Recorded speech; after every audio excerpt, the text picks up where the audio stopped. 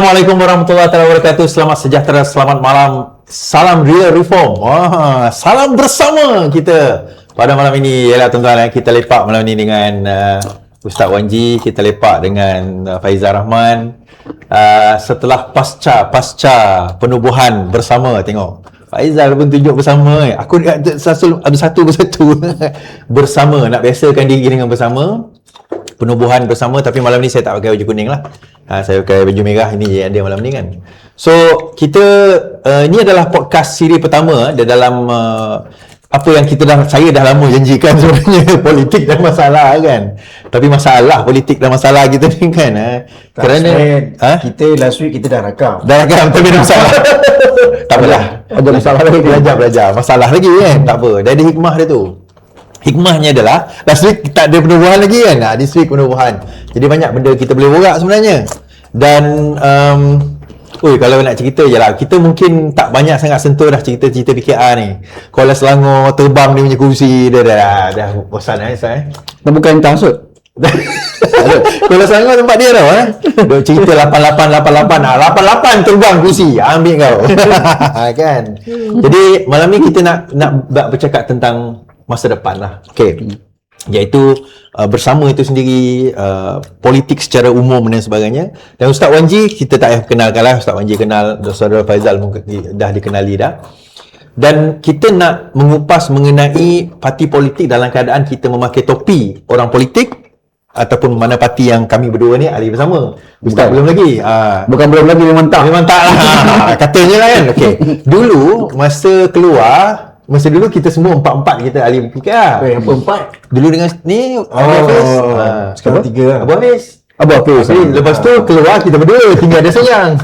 Lepas tu keluar kita tiga, kami berdua masuk bersama. Ustaz tak bersama. Tak masuk bersama. Tapi tak apalah, tak bersama bukan maksudnya tak boleh bersama kan. Nak masuk PAS. Ustaz, kita tengok bersama ataupun secara umum politik dululah. Saya tanya Faizal dulu lah Secara umum, kita punya daripada segi politik itu sendiri, maknanya setelah Parti Pakatan Harapan yang menjadi kerajaan 2018-2022, apa yang Faizal nampak? Sebab Faizal ni lama sebenarnya dengan Parti Keadilan ni, di belakang tabir jadi peguam dan sebagainya, jadi depan tabir pun. Perubahan besar yang you nampak dalam Pakatan Harapan Madani itu sendiri setelah mendapat kuasa. Berat tajuk tu soalan tu. Kalau kita nak, sebenarnya dia lebih kepada pengharapan lah kan. Dan nama pun Pakatan Harapan.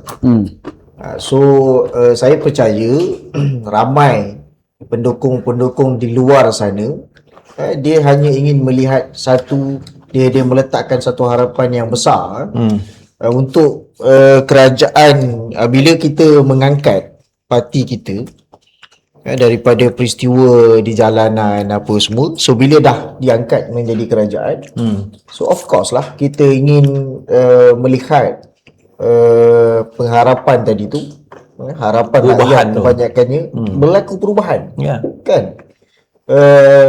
Yang duduk di atas tu hanyalah kata orang beberapa orang saja, tetapi dia tidak duduk di atas kalau tidak didukung oleh rakyat kebanyakannya ini. Dan rakyat kebanyakan ini pun, termasuklah kita ni pun, kita tak hadap jawatan dan sebagainya. Cuma kita inginkan melihat satu perubahan. Saya secara peribadinya kita rasa kesal lah, sebab perubahan harapan yang dikatakan reform itu tak berlaku.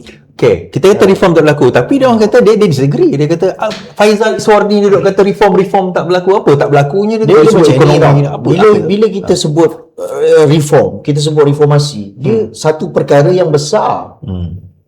Kita tak, bila katakan dulu apartmen polis tak bercat, sekarang bercat, itu bukan reformasi. Itu bukan reform. Itu bukan reform. So kita bila ada SRL itu bukan reform. Kita menggunakan perkataan ataupun terma reform ni untuk satu perkara yang signifikan, yang besar, yang kata orang substantif. Adalah bezanya antara kerajaan terdahulu dengan kerajaan sekarang. Bagi contoh lah. Akta ke apa. Okey, contoh. Contoh dalam saya sebut dalam bidang saya lah. Bidang undang-undang lah. Dalam bidang undang-undang kan. Kita tengok macam mana tahanan-tahanan SOSMA. Yang dulunya dimomokkan. Ini drakonian dan sebagainya, akta zalim kan. Anwar Ibrahim cakap akta zalim. Anwar Ibrahim cakap masa Anwar Ibrahim dekat dalam di Sungai Buloh. Dia sendiri bercakap kepada tahanan-tahanan yang lain ini. Bila jumpa dia, dia diberi peluang untuk berjumpa dengan keluarga tahanan SOSMA. In fact, masa lepas dia keluar tu pun dia buat program di Segambut. Itu datang ahli keluarga SOSMA, menyampaikan harapan. Pada ketika itu yang dinyatakan kepada dia adalah kita akan masukkan SOSMA ni. Tak ada dawi-dawi. Tahun saya tak ingat lah tahun tapi memang ada peristiwa. Memang ada lah. Anwar Ibrahim berjumpa Anwar dengan Ibrahim. SOSMA. Sebab pada masa itu keluarga SOSMA ni dia buat satu NGO kan. Dan dia update lah kita. Dia update lah lawyer-lawyer yang aktif dalam SOSMA ni. Kita bagilah advice. Yang mana kena pindah, yang mana kena buat. Maknanya kalau pun kau tak nak bubarkan, pindah. Betul Kan? Saya sendiri dihubungi oleh pimpinan daripada dalam PKR untuk buat satu proposal untuk diberikan kepada Anwar Ibrahim. Kononnya kenapa? Ini bila macam dalil lah ni. Dalil kenapa SOSMA ini perlu dihapuskan kan. Tapi kenapa nak perlukan dalil lagi kalau kita memang nak hapuskan sebelum ni? Maksud dia nak hujah-hujah yang kuat lah. Kenapa perlu dihapuskan? Kita pun tulis lah apa menjela-jela apa semua kan. Berlaku tak benda tu? Tak berlaku. Setahun selepas dia mentadbir, apa jawapan Saifuddin? SOSMA ini kita akan kekalkan. Kita perlukan SOSMA. Tambah lagi 5 tahun. Tambah lagi. So itu yang pertama lah. Macam tu juga dengan tengok Akta Sultan. Kan? Akta Sultan. Ni dua-dua ni adalah mangsa Akta Sultan. Dia bawa kerajaan mana ni? Kan?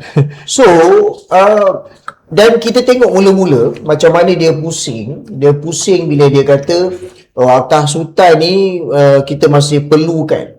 Tapi fokus kepada elemen 3A. Tapi kita tengok bulan lepas kan macam mana satu pengkritik yang perempuan tu kan kena tangkap di bawah dan disiasat di bawah Akta Sultan kerana mengkritik Anwar Ibrahim. Okey lah, kita tak sokong apa yang dia cakap. Tapi kita nak bagi tahu siasatan terhadap perempuan itu di bawah Akta Sultan memang jelas menyalahgunakan kuasa. Betul. So bila kita bercakap pasal reform, jadi geng-geng budak-budak ceplos ni dia tak faham. Dia ingat reform ini merujuk kepada dulu warna biru kita cat warna putih. Dulu sekolah tak ada tandas banyak, sekarang kita buat tandas. Ini bukan reform. Ini kalau itulah makna reform, maknanya jauh lagi lah. Kalau itu makna reform, kalau PAS jadi kerajaan, BN jadi kerajaan, dia akan buat juga. Sama je lah. Sama je. So, PAS akan buat. Siapa tak ada lah reform yang dalam erti kata sebenarnya. Sebab dulu kita bercakap hanya orang yang berani seperti Anwar Ibrahim melakukan reformasi. Tapi bila dah masuk tahun keempat apa yang kita nampak, kita perlukan penggal satu lagi untuk nak buat benda tu, untuk melakukan reform. Apa beza dengan BN dulu? So saya melihat dia hanya menunggang perkataan reform itu tadi untuk dia diberikan nyawa oleh rakyat. Sedangkan kalau you nak buat, tak ada halangan daripada komponen yang lain. Kita tak pernah dengar pun kan UMNO kata no tak boleh. Malah BN dulu pun tahun 2015 dia orang setuju sebenarnya masuk Atas Sultan, cuma dia tak buat. Jadi dia benda yang besar lah. BN pernah. Dia Najib dia pernah nak hapus, tapi dia mengingat bagi moratorium kepada kritik kerajaan tu. Kritik kerajaan masa tu dah kira tak kira hasutan. Yang kembalikan itu adalah Muhyiddin pula si kerajaan sekarang. Sebab dia kata section masih ada, tak pernah dimasukkan. Jadi kita tengok dekat situ kan, itu dalam satu sektor. Maknanya saya bercakap dalam sudut saya terlibat lah dalam bidang undang-undang. Sebab dia sama. Kalau nak buat benda tu dia tak ada halangan. You nak buatlah. Sebab dia macam ni kan, tak ada jaminan bila you diberi kuasa, katalah you ada tempoh 5 tahun. So dalam tempoh 5 tahun ni lah sepatutnya kita kena buat sehabis baik untuk kita bagi tahu kepada rakyat kami berjaya lakukan. So bagi peluang kepada kami untuk Next term akan datang untuk banyak lagi Buat perubahan lagi. dilakukan. Malam ni dia cakap apa? Oh, kita perlukan term berikutnya untuk kita melakukan reformasi. Alasan dia guna, dia kata susah ni, kita kerajaan campuran semua, susah ke nak mansuhkan akta tu? Dia bukan susah. Okey, sebab tu dulu masa mereka jadi pembangkang, dia kata apa? Dia memerlukan keberanian untuk melakukan perubahan. Ya. Yang kita nampak sekarang ni helah. Okey, kita tengok. Ini menarik saya bagi satu contoh. Ya. Macam mana pindaan perlembagaan untuk menetapkan Perdana Menteri dalam tempoh 10 tahun ataupun dua penggal. maksimum kan. Dia jadi kelakar.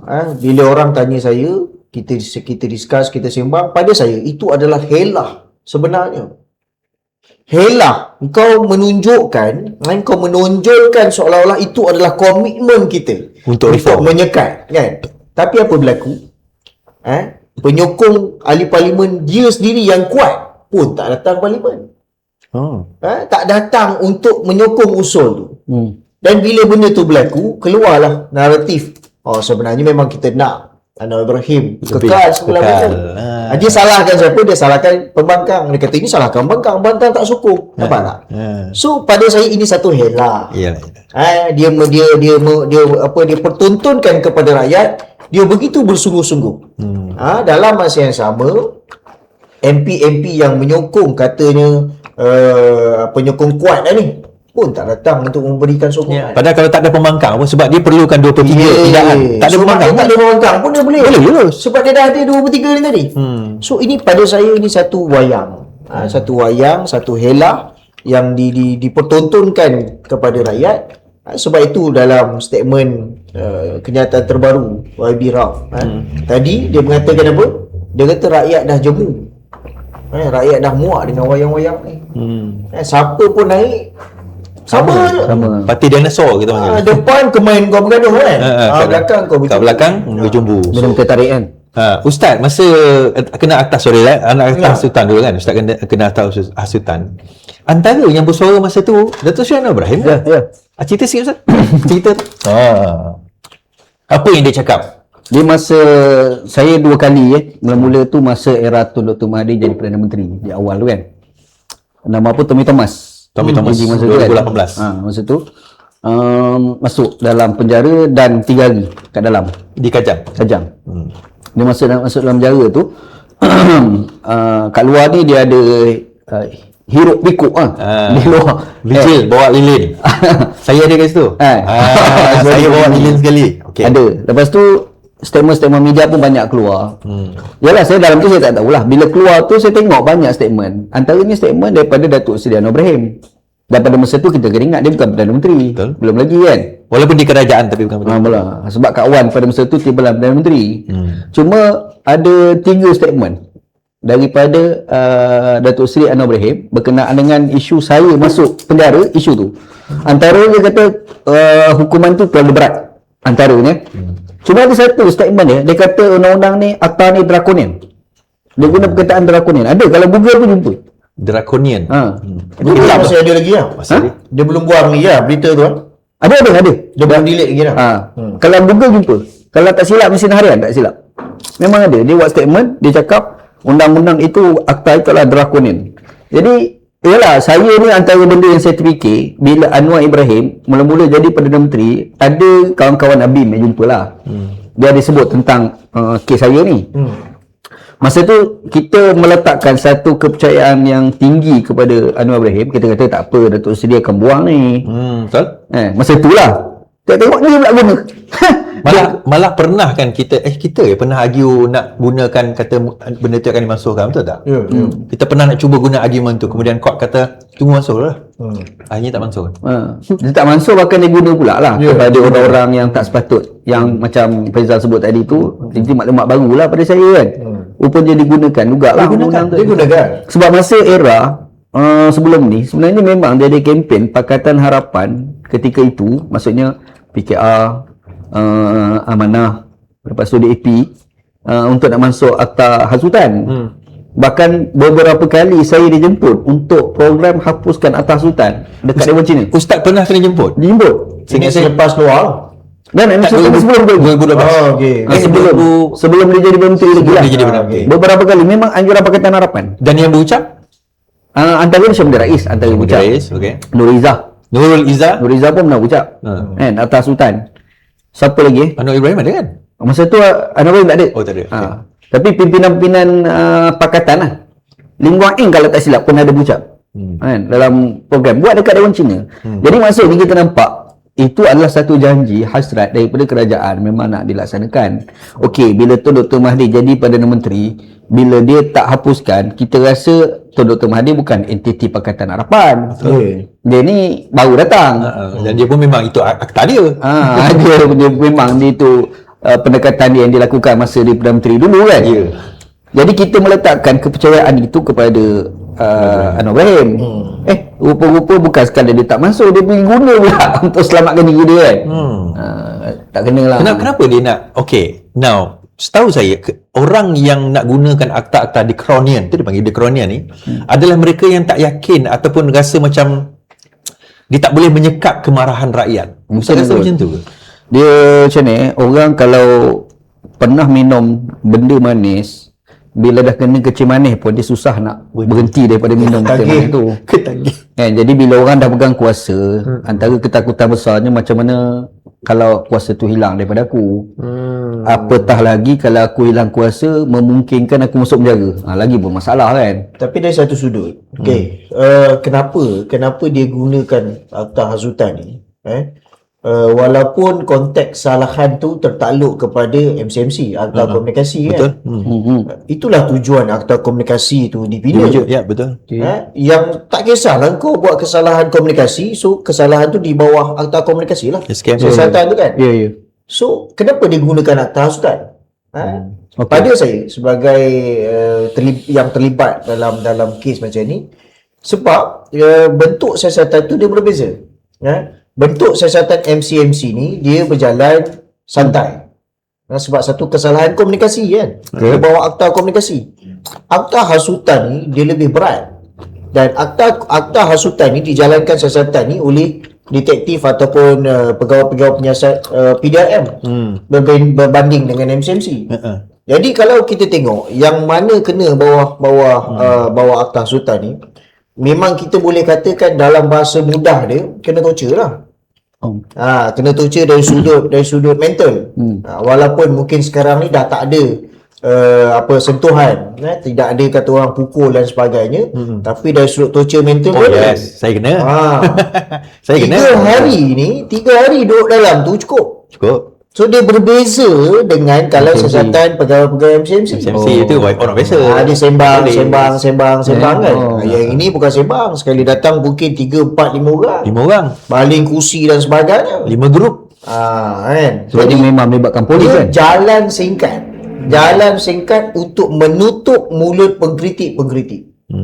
Dia tak kisahlah ceplos kata itu bukan kritik, itu menghina, itu mengkeji. Tak kisahlah. Menghina, mengkeji, apa lagi? Menghina, mengkeji di media sosial tertakluk kepada MCMC ataupun SKM tadi. Bukan akta hasutan. Jadi gunalah MCMC, kenapa tapi nak menimbulkan ketakutan dan satu solution serangan psikologi kan. Bukti dia perempuan tu lepas dia keluar 3 hari hilang satu hal. Kan dia cerita keadaan dia bagaimana masa tu. Perempuan yang kena 3 hari tu. Yang live tu kan? Yang live.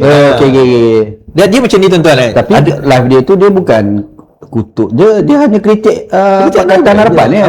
Pada ceplos ni dia mengkeji lah. Anwar Ibrahim ni. Tak lah, kalau mengkeji, Anwar Ibrahim dulu pun keji Anwar. Exactly ayat kami.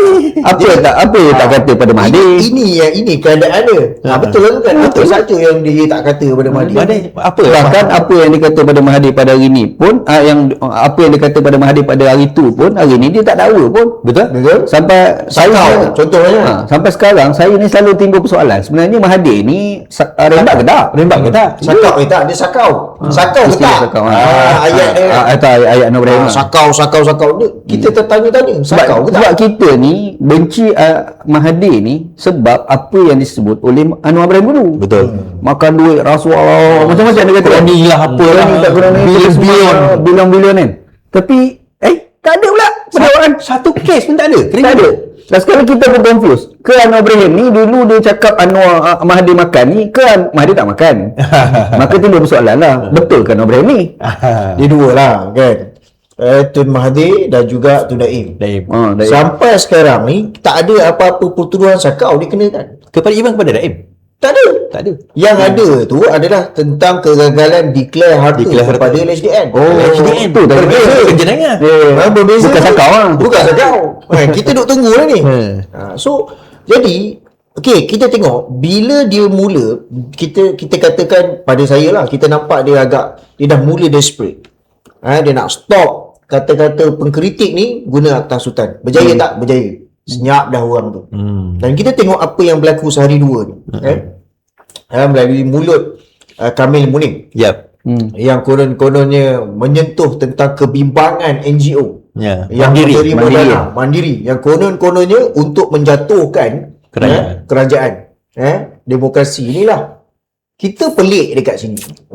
Kamil Munim ni dia tak belajar kesilapan yang pernah dilalui oleh Saifuddin ketika mana kempen PRN di Kedah dulu, yang dia berkempen, dia hentam Sanusi, ingat? Sanusi, REE.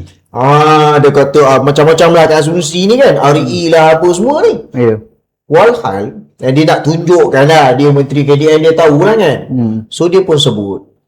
Sedangkan pada masa tu laporan polis dibuat, tapi Sanusi tu belum lagi disiasat.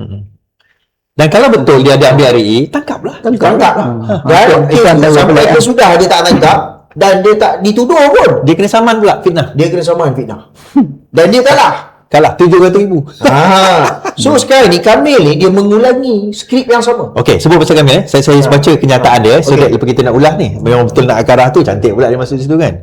Saya telah menerima LOD. Jadi apa bila dia buat? Latar belakang sikit mula-mula ada satu video TikTok mengatakan Mandiri dan Rafizi, dia nak kait dengan Rafizi. Mandiri ni budak-budak yang demo itulah. Telah menerima 1.5 juta daripada dana asing George Soros. Orang Melayu ni sensitif George Soros ni kan. Dan budak-budak ni dia bayar daripada 1.5 juta dan 1,700 orang. So cikai betul budak-budak ni 1,700 kan. Okey. Jadi daripada situ video AI. Jadi Sukpur pun Merak Kapur pun buatlah laporan polis. Lepas tu apalah NGO pun buat laporan polis. Lepas tu Kamil Munim komen. Dia kata hendaklah disiasat mereka ini menerima dana asing, ini akan menggugat untuk menjatuhkan kerajaan ni macam tu. Jadi Mandiri kata itu fitnah. Jadi bila dia fitnah disaman, dia akan bagi 48 jam, Kamil tak jawab. Jadi telah hantar LOD, letter of demand. Okey. Bukan tak lah. Daim Gamani. Okey.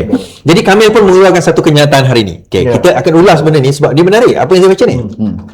Saya telah menerima LOD daripada saudara Amir Hadi mewakili Mandiri yang disertakan melalui Tuan Daim Gamani. Dari sini dan seterusnya, jika mahkamah dipilih sebagai ruang mencari kebenaran dan memperjelaskan perkara yang dipertigakan, maka saya hormat. Okey, tak ada apa lagi. Kenapa nak resort kepada benda tu? Faham tak Ustaz? Kalau you betul ada bukti, tangkap je lah budak-budak tu. Okey, kita berhenti je dekat situ. Okey. Ini saya nak connect balik tentang apabila kerajaan terdesak menggunakan Akta Sultan, implikasi kepada satu tuduhan menjatuhkan kerajaan berdemokrasi, okey. Dia bukan sahaja boleh disiasat di bawah kanun kesiasaan, tapi dia juga boleh disiasat di bawah SOSMA. Yep, betul. Nampak? So, kita kena lihat dia punya perjalanan tu, dia punya gila tu sampai tahap tu. Sampai tahap tu. Kalau betul lah kau rasa memang ada bukti, tangkap je lah bawah SOSMA. Sebab memang SOSMA ni dia sekarang dia dah meluas. Dia pergi kepada satu tahap kesalahan yang melibatkan kewangan, financial. Dia dua. Financial dan juga menjatuhkan kerajaan berdemokrasi. Ini dua yang membolehkan. Kalau nak tangkap boleh sangat bawah SOSMA. Dan SOSMA ni sangat luas tau. Sangat luas. Sangat luas. Dia boleh yang melibatkan kewangan. Kita tengoklah dulu macam GISB. Dia disiasat di bawah SOSMA. So, malang dia. Kita tengok Kamil Munim. Kenapa kita kata dia ni tak belajar daripada apa yang kena dengan Saifuddin. Dia ni mendahului badan siasatan. Kau jadi polis, kau jadi pendakwa kan. Polis siasat pun belum, tangkap pun belum, baru ada satu laporan.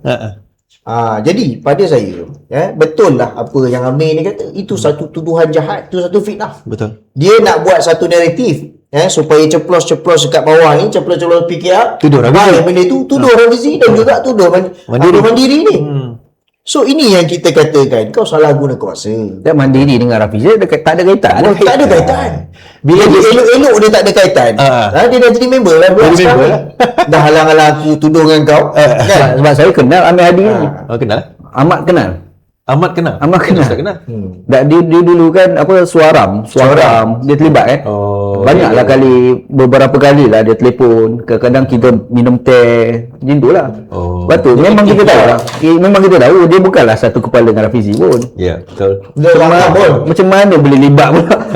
tak jumpa jalan ni sebenarnya. Sebab apa? Ada jawab pada perenggan ini. Sebab apa Saya kekal menegaskan bahawa kenyataan yang dikeluarkan sebelum ini bukanlah satu tekanan politik. Bukan, dia kata saya kekal menegaskan bahawa kenyataan sebelum ini sebenarnya adalah satu satu fakta yang saya tidak nilai, jadi saya memohon. Dia tak cakap itu. Sebaliknya dia tekan, tak ada, ini bukan tekanan politik atau serangan terhadap kumpulan masyarakat sivil. Tiba-tiba dia beralih ke arah situ. Saya mengiktiraf peranan masyarakat sivil sebagai rakan penting dalam pembangunan negara dan pengukuhan demokrasi. Apa kena-mengena? Okay, tak apa.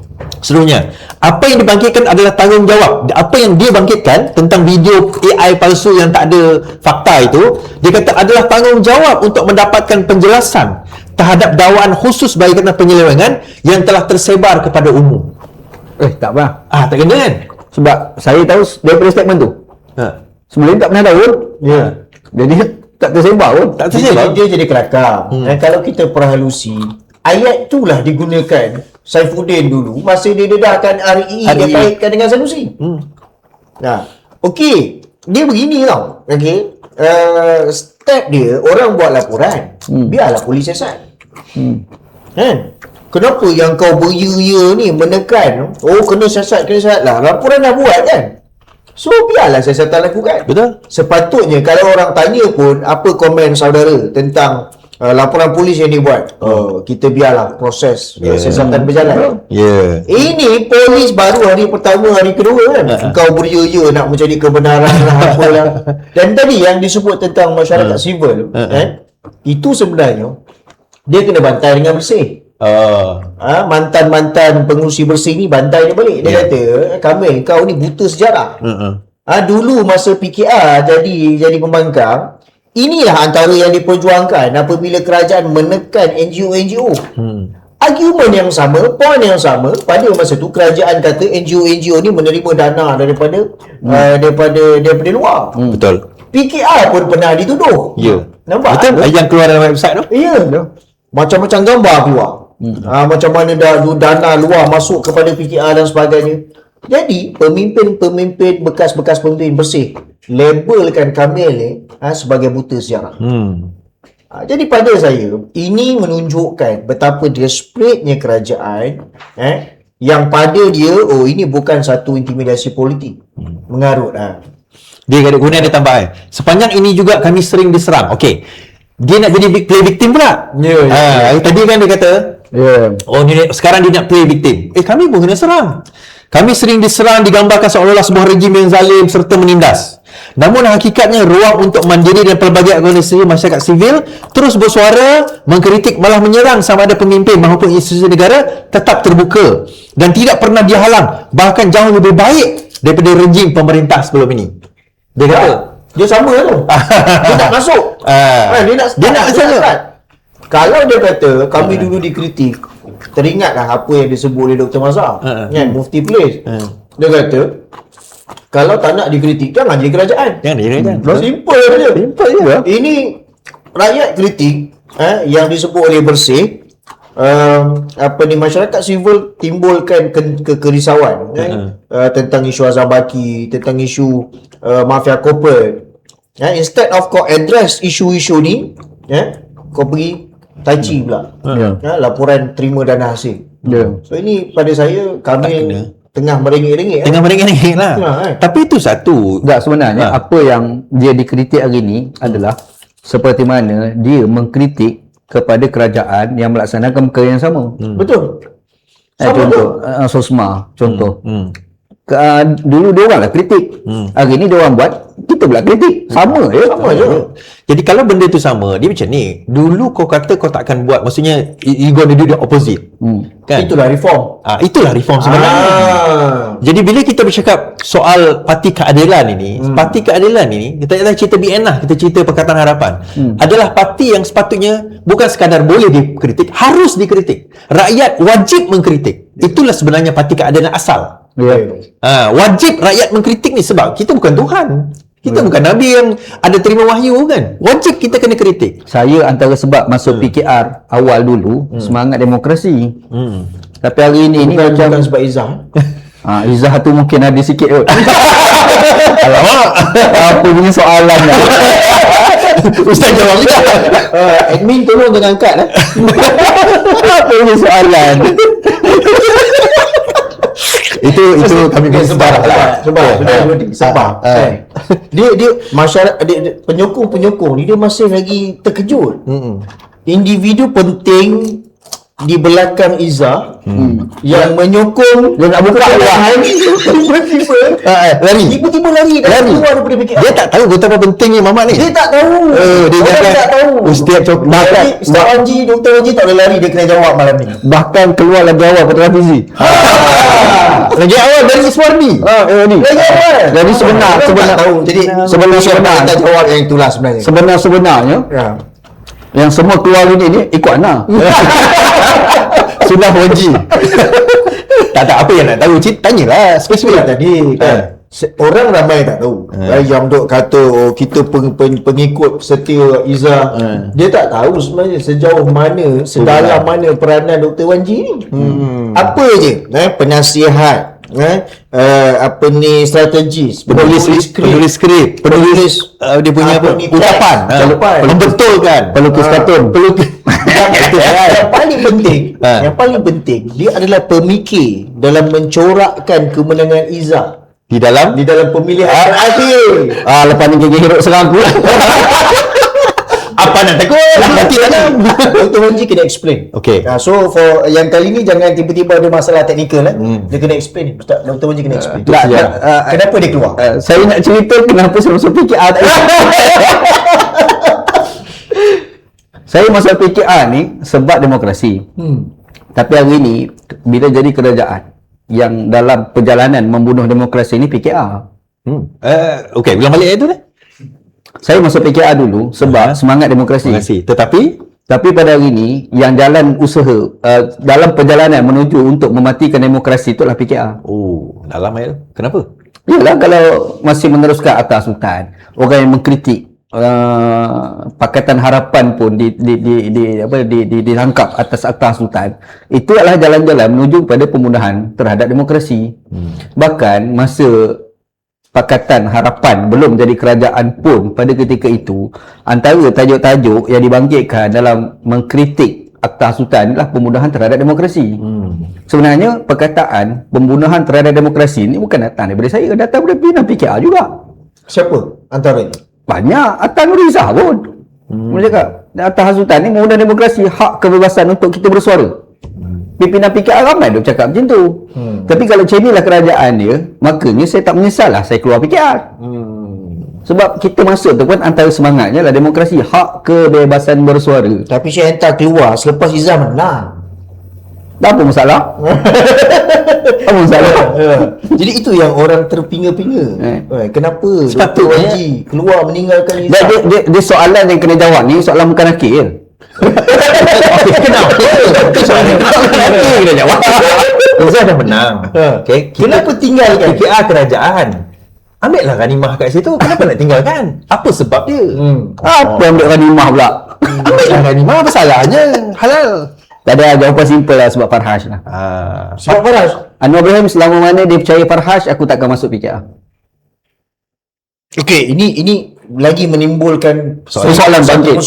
Sebagai peguam. Apa kena mengena Izzah dengan Farhash? Apa kena mengena? Farhash tu kawan baik Izzah ke macam mana? Dalam masalah sekarang kita keluar ni parti PKR, dikala presidennya adalah Anwar Ibrahim. Okey. Izzah ni nombor 2, nombor 3 dah. Alright. Nombor 2 lah sekarang kan, timbalan. So kenapa tiba-tiba Farhash ni? Ialah Farhash lah penyebab kepada saya ni kena keluar PKR kerana Anwar Ibrahim terlalu percaya pada dia.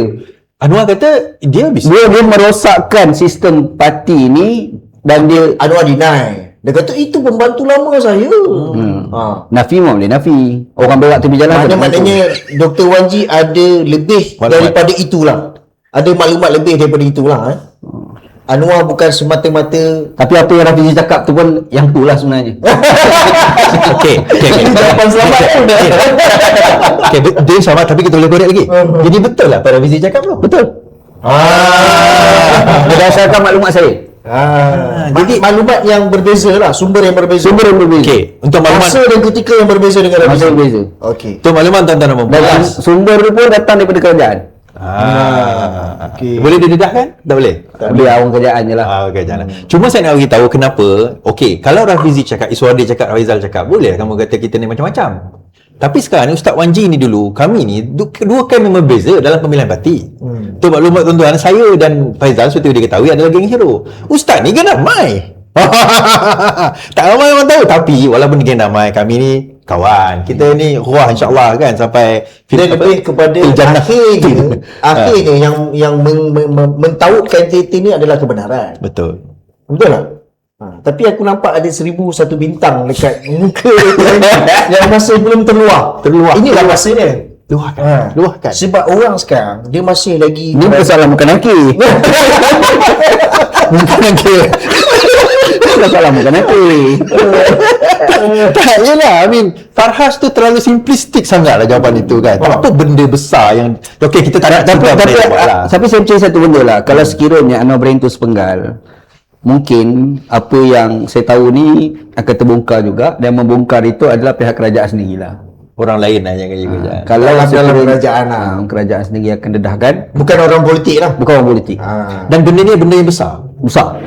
dan sangat Serius, sangat serius. merosakkan negara dan bangsa dan reformasi. Jadi okey, pendengar-pendengar kita ni, kita boleh katakan berbaloi lah untuk diorang tunggu jatuh, Anwar kena siasat dan kena tangkap balik dan dibawa ke mahkamah, berbaloi pada Ustaz. Yalah, mungkin itulah jawapannya kot.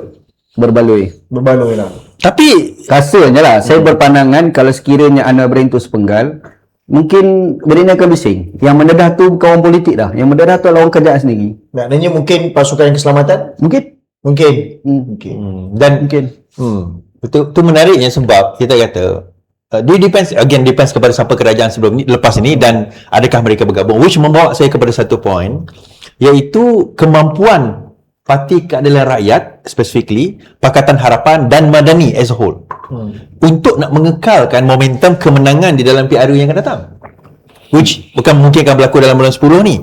Okay, kalau kita baca tengok macam kenyataan Fahmi Fazil 6-7, Fadlina 6-7, seolah-olah mereka ni dan Kamil Munim sendiri dan sebagainya, seolah-olah mereka ni sangat yakin bahawa sebenarnya Rafizi is nothing. Saya tengok juga 2-3 kenyataan. Apa Rafizi is nothing, is no one, bersama ni hanyalah parti nyamuk yang takkan membawa apa-apa kemenangan. Tapi pada pandangan both of you lah, Ustaz dululah, adakah PKR ini berhalusinasi?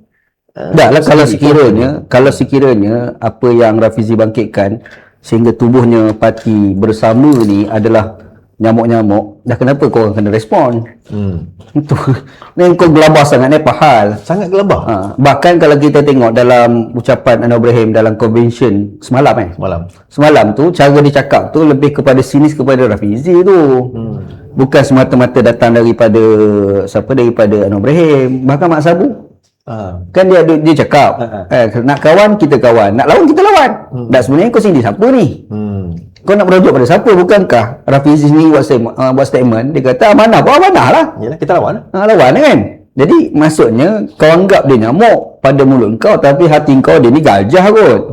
Mulut dia nak sedap hati depan penyokong, tapi dalam hati kata kita dalam bahaya kot.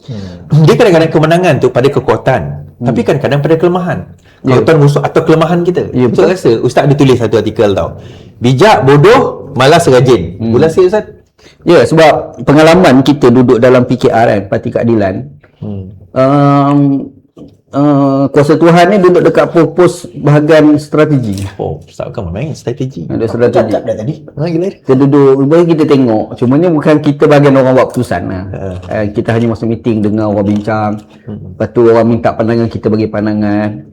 Jadi bila kita tengok, kita hatta dengan Rafizi sekalipun lah kita bekerja kan. Sebab masa saya masuk masuk keadilan tu, ketika itu Rafizi ni SU Agong. Masa tu SU Agong. Betul. Dia ada merancang untuk nak buat beberapa program, termasuk program agama pada masa tu, tetapi mendapat halangan daripada Azmin pada masa tu. Azmin tak nak buat? Tak nak bagi? Azmin Sailang. Projek-projek yang dirancang oleh Rafizi untuk nak ambil Malaysia lah, nak bagi Anwar jadi PM pada ketika itu, tapi telah digagalkan oleh Azmin sebenarnya kan. Itu yang menyebabkan Rafizi buat Imbok, dan kita pun kena kat Imbok SOD kan.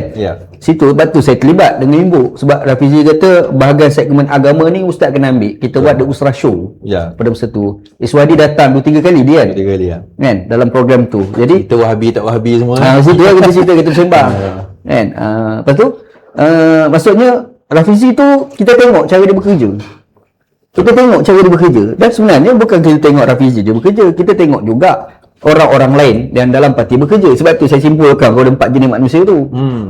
Kan ada orang tu dia pandai, dia bijak yang dan bijak dan malas. Dia bijak. Dan suruh analisis, wah dia punya goreng hangit dia ni analisis cara kaedah macam ni.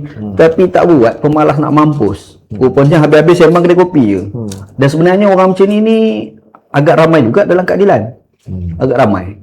Lepas tu ada pula satu lagi kategori rajin, tapi tak bijak.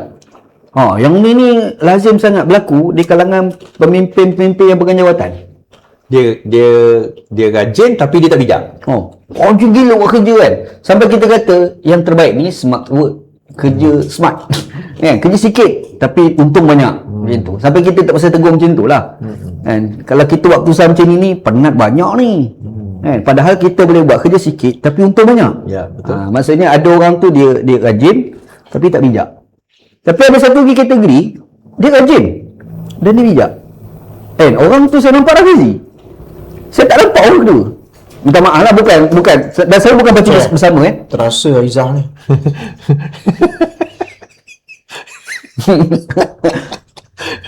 Izzah kat mana? Yang last. Dah aku nak minum teh dulu.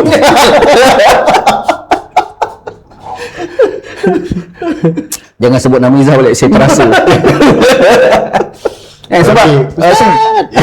Sebab dia macam ni. Saya mengenali bekerja berasaskan kepada data ni Rafizi. Kita dalam PAS dulu, saya sebelum ni sepah kan, saya lepas. Kita bekerja dalam PAS, buat kerja pilihan raya. Bila buat kerja pilihan raya, kita jarang sangat dibentang dengan soal data. Dia main sentimen. Kita jalan. Kita baca sentimen, naratif, jalan. Mungkin ada orang lain buat bahagian tu dalam PAS, saya tak terlibat. Tapi bila saya masuk dalam PKR, saya nampak ada satu pendekatan baru apabila kita nak bergerak untuk nak menang pilihan raya, kok mana pun kena ada data. Dan benda ni saya belajar daripada Rafizi. Saya tak belajar daripada orang lain.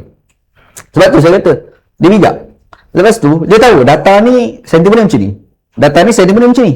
So sentimen diwujudkan selepas data. Okay. Dan memang kaedah kita ni kalau nak berperang, nak menang ni, perkara penting adalah dua perkara, data dan tentera. Kalau bahasa politik ni kita panggil jentera lah. Kan? Data penting sebab nak merancang strategi mesti based pada data. Kalau tak ada data, macam mana nak rancang strategi? Ada data baru kau tahu sentimen ni macam ni, sentimen tu macam ni. Kalau kau buat macam ni, untung ni macam ni. Kan? Atas kita punya jangkaan lah kan. Sekarang ni saya belajar untuk bergerak secara data ni daripada Rafizi. Tengok cara dia buat analisis data. Kan? Tambah pula masa tu saya tengah buat master. Kita pun sambil-sambil boleh belajar untuk master kita. Macam mana dia buat data? Macam mana kita nak collect data, macam mana kita nak baca data. Kan jadi dua kan? Collect data, lepas tu baca data. Sebab dua-dua ada metodologi yang berbeza. Betul. Metodologi correct lain, metodologi membaca satu metodologi yang lain. Betul. Jadi bila kita tengok Rafizi tu kita belajar. Macam ni baca data.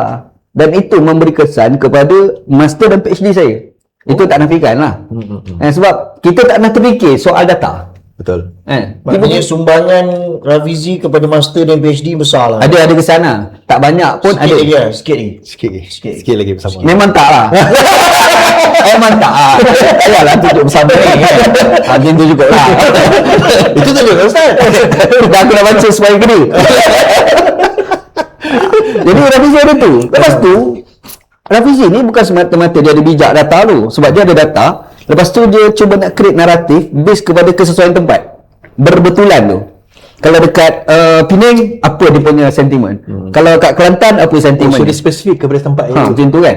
Dan memang lagu tu pun. Betul lah, betul. Kan? Dan memang kalau kita baca strategi pilihan raya dekat era Gus Dur pun di Indonesia sama je. Kalau di Aceh, kita kena bawa ustaz pergi mengajar. Betul. Itu Gus Dur punya strategi masa dia jadi Presiden Indonesia kan. Dan memang begitu. Sentimen satu tempat lain tak sama. Betul. Tapi ada satu lagi yang saya nampak pada Rafizi ni adalah rajin. Saya ingat Bijak tu rajin juga. Oh, dia rajin. Sebab saya ingat lagi, saya pergi kat Imbok, dia tidur dekat jabat Imbok. Dia tidur. Mungkin dia penat lah, saya baru sampai. Dia bangun tu, dia basuh muka, okey, kita kena rakam. Masa tu juga nak rakam. Masa tu juga dia buat video. Kata gila ni Muhammad ni, buat kerja. Jadi lepas tu saya letak perkataan dia lah, rajin. Tapi sebenarnya dalam PKR ni, ada satu lagi jadi manusia. Rajin pun tak, bijak pun tak. Dan ini paling ramai. Pemalas dan bodoh. Dia tak bijak, bodoh lah maksud dia. Lepas tu pemalas, sembang pandai, tapi bodoh. Kita tahu dia bodoh ni sebab dia bersembang. Dia bukan mulut je kita tahu. Kadang-kadang tak cakap lah, nampak sangat bodoh. Kita nak cakap betul kan. Dan memang ramai gila dalam PKR ni macam ni. Sebab tu kadang saya terfikir sejarah politik Anwar Ibrahim selepas daripada dia keluar UMNO, dia dipecat daripada UMNO, dia tak pernah menang. Betul. Mahathir je lead. Baru dia pun sebenarnya dia kalah. Dia bukan menang. Dia jadi Perdana Menteri ni sebab berunding, bukan sebab berlawan. Bukan sebab berlawan. Berlawan kalah. Kalau kira berlawan menang ni, pas 43 kursi kot. Betul. Nombor 2 DAP, nombor 3 baru PKR kan? Nombor 3 kan? Jadi maksudnya, patutnya PAS dia jadi Perdana Menteri dah. Kalau ikut perlawanan. Tapi kalau tajuk Anwar jadi Perdana Menteri, dia jadi Perdana Menteri bukan sebab perlawanan. Perlawanan dia kalah. Dia rundingan. Dia berunding. Nampak gitulah. Kerana saya faham. Sebab saya rasa orang keliling Anwar Ibrahim ramai macam tu. Tapi saya tanya Ustaz ni, daripada matrix tadi tu, Anwar Ibrahim kat mana Ustaz? Saya rasa Anwar Ibrahim bukan strategis. Taklah maksudnya bijak tak bijak, rajin tak rajin. Ustaz nampak dia kat mana? Dia kat mana? Dia macam ni Anwar Ibrahim ni Dia maharaja tu. rasa dia maharaja lah. Kalau dia duduk Dia macam ni. Titah je. Dia ni populis lah. Istilah tepatnya populis. Bila dia populis, makanya orang terlombat untuk dia tu jadi. Dia keluarkan titah je. Faham tak? Bila dia populis, dia ni orang, sebab Anwar ni dia adalah seperti penjual ubat tepi jalan yang hebat. Orang penjual ubat tepi jalan, dia cerita gila-gila, kita rasa nak beli tahu ubat dia. Tapi bila kita beli, kita makan, tak ada apa pun. Lepas tu kita pergi sekali lagi, nak marah ke dia. Dengar dia jual, kita dengar lagi, kita beli lagi. Itulah Anwar Ibrahim. Jadi dia jadi hebat, bukan kerana dia, kerana keliling kelalang dia berjaya portray dia untuk dia lagi hebat. Tapi kalau orang cerdik yang hilang daripada keliling dia, kita nampak dia tak cerdik. Betul. Dah mula dah nampak dah pun. Tengoklah kan. Contoh mudah. Dia dekat Johor tu kan. Contohnya macam ucapan yang penuh emosi. Dulu ada seorang tau yang selalu memberi nasihat pada dia dalam pemikiran, falsafah, agama, hatta agama. Orang kata nama Pak Khalid. Khalid Jaafar. IKB. Kan? Saya ni PKR ni bermula daripada Pak Khalid. Bukan terus kepada PKR. Berkawan Pak Khalid, duduk dengan IKD, baca buku, diskusi buku. Pak Khalid ni saya kagum sebab pembacaan buku dia cukup kuat. Masalah kita setuju ke tak setuju tu cerita lain. Sebab ada part saya tak setuju sebab pada saya metodologi lah. Tapi baca buku banyak. Dia boleh bahas. Bahkan saya sendiri boleh kenal nama Spinoza daripada Pak Khalid. Boleh kenal nama Heidegger daripada Pak Khalid. Adam Smith, Karl Marx. Sebelum ni kita tak pernah terdedah. Dalam PAS tak pernah terdedah. Tak pernah terdedah. Kita hanya kalau dalam PAS ni Ibn Taymiyah lah. Ibn Taymiyah, Abdul Hasan Al-Asy'ari kan, Al-Imam Asy-Syafi'i. Itu lazim lah. Empat imam tu semua. Empat mazhab macam tu lah. Ghazali tu lah. Kalau Ghazali kan. Kalau besar-besar sikit ni kita boleh jumpa nama Ibnu Arabi. Itu pun masa kita wacana dalam PAS dulu ni, bicara Ibnu Arabi ni letak tepi dah, sesat dah ni. Yalah. Kan? Sebab dia punya falsafah tinggi lah Wajah kan. wujud lah apalah. Tapi bila kita masuk ada Abim. Jadi jangan ketepikan Abim. Jadi bila kita masuk dalam keadilan, kita jumpa Pak Khalid. Sebenarnya apa yang Anwar Ibrahim cakap banyak tu, kita tahu datang daripada Pak Khalid. Bukan daripada Abim. Bukan. Abim siapa dia? Tak, sampai sekarang ni Abim ada tau. Jangan main-main. Abim ada, tapi yang Abim ada otak ni siapa dia? Itu soalan dia. Habis ada otak.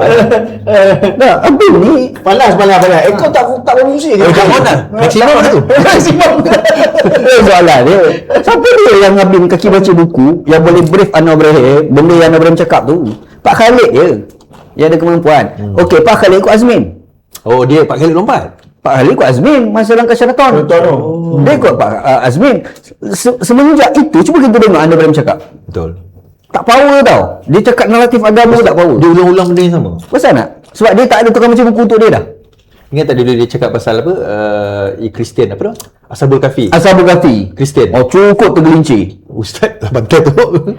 Antara kan? Antaranya lah. Betul tu. Lepas tu saya sendiri pernah hadir dalam program Anwar Ibrahim dekat Bukit Segambut. Kan? Ini cerita lepas langkah Sheraton tau. Dia bercakap Ibn Khaldun ni banyak salah. Saya sebagai orang yang baca Muqaddimah Ibn Khaldun 3 kali khatam. Mula-mula baca tu yang terjemah, lepas tu baca yang Arab, lepas tu baca yang terjemah pula. Sebab ada orang bagi terjemah yang baru kan. Daripada Indonesia. Kita bacalah, banding lah. Jadi kita baca, kita dengar cakap, salah ni. Apa antara yang salah dia cakap? Antaranya dia sebut konsep hadarah dengan sebenarnya badawah, dia sebut baydawah. Baydawah. Mana ada baydawah? Baydawah ni asalnya Baydawi, nama orang. So, yang tu lah Pak Lah lah. Sepatutnya badawah, lawannya hadarah. Oh. Kan? Cuma masa saya ada program tu, dia cakap tu saya geleng kepala lah sebab saya salah ni. Lepas tu dia cakap konsep Ashabiyah Ibn Khaldun tu bukan macam tu. Salah. Oh. Jadi kita geleng kepala lah dia dengar salah. Dia mungkin dia terperasan. Dia pun minta kawan-kawan Abim yang ada pada masa tu buat kertas kerja. Tapi tak ada seorang orang Abim pun nak buat. Last kali semua tengok muka saya. Tengok muka saya, Ustaz Panji lah buat. Aku pula kena buat. Tak ada pasal aku kena buat. Sejak bila aku Abim? Kan? Okay, buat lah. Enggak kertas kerja tu saya simpan hari ni. Kalau nak saya boleh bagi. Sebab hari ni saya simpan. Dia bagi. Lepas tu saya terfikir. Masalah besar pada Anwar Ibrahim ni adalah dia ni memang populis. Dan ketika itu pendokong-pendokong ni adalah orang-orang hebat. Tapi masa Ustaz buat tu dia quote tak nama Ustaz ke dia claim dia? Tak quote. Oh, dia claim dia sendiri ya. Oh, tu yang orang nampak dia hebat tu. Oh, hebat Anwar Ibrahim boleh. Kalau nak nota tu saya boleh bagi. Saya tulis. Yang lucu tu dia minta kita buat kitab yang setebal 600 muka surat tu. Dia suruh kita buat tu dalam seminggu. Ibn Khaldun 600 muka surat Dia nak suruh kita selesaikan seminggu. Gila kau, aku nak pergi tulis balik. Poin-poin penting tu. Dan sekali saya berjaya buat jugalah dalam masa 4 hari. Kan? Tapi mengadap gila lah. Mengadap kan? Kan? Selepas semayang buka laptop dia baca. Bateri habis. Pergi cas kejap. Sambung pula. Macam tu lah. Jadi saya rasa masalah besar Anwar Ibrahim tu dia ke situ. Dia memang penjual ubat yang hebat. Tapi barang tu, bahan tu, konten tu datang daripada orang pandai berada di keliling dia. Dan benda tu dah tak ada kat dia. So orang pandai tu semua dah tak ada. Kalau segi politik Rafizi. Saya nampak Rafizi. Oh, dari segi pemikiran tadi, I mean Itu Pak Khalid, tapi politik Rafizi. Saya nampak. Sebab kalau tak ada Rafizi, saya tak nampak siapa Betul. dalilnya hari ni. Yalah. Cuba tengok. Tergelincir ni. Ramadan kot. Kita ada Ramadan. Bukan kita. Bukan kita. Kau bersama lah. Kau bersama lah. Apa kau kita? Bukan kita. Takkan rindu lagi kot. Biasalah dalam tempoh idah. Dalam sebuah indah tu kan kata teringat. Lepas. Dia macam kawan kita di depan dia malam tadi. Dia cakap kan, rindu boleh, kembali jangan. Rindu boleh. Kembali jangan. Sebab rindu ni lazimnya ada kaitan dengan cinta. Sebab Ustaz, saya jangan tak tahu. Ini program syar'i ke ni? Okey. Program syar'i juga ni kan. Nikah kahwin cerai semua. Dia boleh uruskan. Tapi dalam konteks sekarang, bila kita tengok jawapan yang diberikan oleh Waibirah ni, dia dah jatuh talak 3 dah ni. Talak 3 dah. Jadi untuk PKR ni, Dia susah lah. Siapa strategi dia sekarang? pesanan saya, jangan meroyan dan jangan gila talak. Kena move on. Move on, betul ayat tu. Kena move on. Kepada siapa ni? Kepada PKR. Sebab okey, Jadi semalam. PKR jangan gila talak dengan Rafizi. Sebab semalam Berhenti meroyan. apa yang berlaku, semua keluar kenyataan memang koordinator gila lah. Oh, Rafizi khianat. Itu anak Xavier pun keluar Rafizi khianat, orang mana Sarawak Itu kelakar keluar tu kan. itu Dia boleh macam cakap ke bapak dia. anak Xavier cakap Rafizi jangan khianat mandar rakyat, bapak dia dulu khianat. Okay, tak apa, yang Kota Sembarang cakap, lepas tu Exco AMK cakap, semua cakap benda yang sama, ayat pun lebih kurang aja. Pemalas betul kau orang ni. Dah fikirlah untuk je nak go lepas ni kan. Sakit sebenarnya. Kalau kita nak bahas daripada siapa yang berada di bawah keliling dia. Sebab tu, Rancang dia, strategis dia. sebab itu kalau kita tengok kerisauan kita kan, kebimbangan kita adalah menggunakan jalan intimidasi politik tu tadi. Kalau perasan, kalau dekat kita tengok dekat Facebook misalnya kan, page-page ni dibayar ni, page-page yang berbayar tu semua duk promote Anwar ni. Ya. Tapi komen-komen penuh dengan ceplos-ceplos yang memang fake account. Tapi page tu sendiri page yang betul. Ya. So banyak tu dan jauh daripada reality. Realitinya sekarang ni mereka tengah koyak. Kan? Tapi page-page ni terus menjual. Macam tadi lah, naikkan nama. Ni aku bagi satu point, saya bagi satu point Ingat tak masa kita pelancaran bersama itu kan sama sekali dengan Convention Pakatan Harapan. Okay, saya tengok live bahasa anak muda, dua-dua anak muda tengah bercakap. Pakatan Harapan tengah bercakap, yang tu pun pembentangan 3 orang budak tu. Masa 3 orang budak tu bercakap di student tu di page Rafizi, masa tu yang view Facebook is about 2 point something K. YouTube 4K. Saya sempat tengok Pakatan Harapan punya Facebook 200 view, 200 orang view. So saya screenshot, saya letak dalam Facebook. Okay. Oh, sekarang ni Pakatan Harapan baru 200 orang. Tapi yang ni budak ni belum Rafizi cakap, budak baru cakap ni baru dah dekat nak 3K. Lepas saya posting tu, I think dalam 10-15 minit tiba-tiba yang Pakatan Harapan tadi naik 5K. Naik 5K. Saya tahu tak benda tu boleh beli? Tak black. Kita tahu. Okey, kita tahu Dia mendadak lah. dia mendadak. Imagine daripada 200 tiba naik 5K. Sebab beberapa minit lepas tu saya tengok lah balik nak compare, dah 5K. Masa tu dah Facebook dah naik 5K dah. Dah 5K. Saya tahu benda itu dibeli, senang je. Bila kita tengok view live, kita tengok berapa orang like. Sebab dia boleh beli view tapi belum tentu dia boleh like. Like tu tak boleh dia beli. Tak like, bukan tak boleh tapi bukan masa live. Lepas tu tak. Saya tahu lah kat mana nak beli. Sebab apa? Dulu saya yang ajar benda tu. Jadi dia pun setan dengan 3 anak tu. Saya yang ajar, saya yang beritahu kat mana nak beli. Okey, cuma saya punya live ni tak pernah beli okey, buat apa kena buang duit. What happen is bila dia live 5K, like dia tak dalam 1K. Rafizi live 5K, live dia 3K, 4K macam tu. Rasanya tulen lah. So kita tahu yang tu tulen. Dan compare lagi terbaik bila kita tengok YouTube. YouTube ni tak boleh beli. YouTube ni adalah live tak boleh beli. TikTok kita boleh beli, YouTube, Facebook kita boleh beli, YouTube tak boleh beli. Okay. Masa tu Facebook, YouTube Rafizi it was 14K. Pakatan Harapan 1K view. Di situ kita tahu perbezaan yang sangat besar. Nah, ada orang kata alah YouTube je, Facebook je. Tuan-tuan, kalau you kata macam tu, then you tak realise you hidup pada tahun 2026 di mana penentuan sentimen itu sekarang pada social media. Ni, jangan BJ tu pelakon kot. Pelakon tu kita tengok yang dia ni nak isap rokok baling dulu. Baling lepas tu pakai pistol. Tang nak isap rokok je pun. Menang belah raya. Menang belah raya. Menang besar lah tu. Maksudnya media sosial ni tak biasa. Tapi kita kena ingat kan, masa PN lepas menang besar tu, media sosial lah. Betul lah. Media sosial. Dan memang benda tu pun dah di pemula bagi amalan kempen media sosial ni PKR. Betul. PKR pun media alternatif lah masa dia terpanggil. Tapi bukan, okay, saya post satu question lagi. Ada yang bangkitkan hari ni, antaranya adalah geng-geng dalam otai-otai lah dia kata. Kalau kita tak angkat Anwar Ibrahim sekarang, kita nak harap siapa jadi kerajaan? Takkan kita nak biarkan PAS jadi kerajaan? Itu sentimen yang dimainkan sekarang ni tu lah. Kita kenapa, walaupun saya ni tak sukalah sangat Anwar Ibrahim tu, tapi kita apa pilihan kita ada? Kalau PN jadi kerajaan lagi teruk kita. PN tak payah cerita lah kan. Kalau PN tak rasa apa je. What is your comment on that? Terlalu. Faizal. Okey. Itu sebenarnya adalah satu sentimen yang pemalas. Dan kalaulah Otai Reformasi yang cakap tu, Ada salah satu geng Otai lah. Saya malah nak sebut nama. kalaulah yang sebut tu Otai Reformasi lah, contohlah Otai Reformasi, maknanya dia memberikan satu contoh yang tak bagus lah kepada anak muda kan. Sebab bila you kata you orang lama dalam reformasi, reform, so maknanya ideologi you ni perlu sentiasa dikemas kini, update kan. Jadi bila you cakap Anwar ni tak bagus, tapi siapa yang kita nak angkat dia, takkan kita nak angkat PAS. Ini argument yang naratif yang pernah digunakan oleh Mahathir dulu. Betul. Sampai sebahagian majoriti rakyat Malaysia percaya Mahathir lah satu-satunya Perdana Menteri yang hanya layak mentadbir Malaysia. Tak ada Mahathir bankrupt lah gitu. Kan? Kalau PAS naik, habislah kita. Habislah gitu. Putus tangan. Tapi dia bila benda tu berlaku, bila Mahathir turun, Pak Lah naik. Okey Malaysia. Okey je Malaysia. Tak ada apa pun. Tak ada apa pun.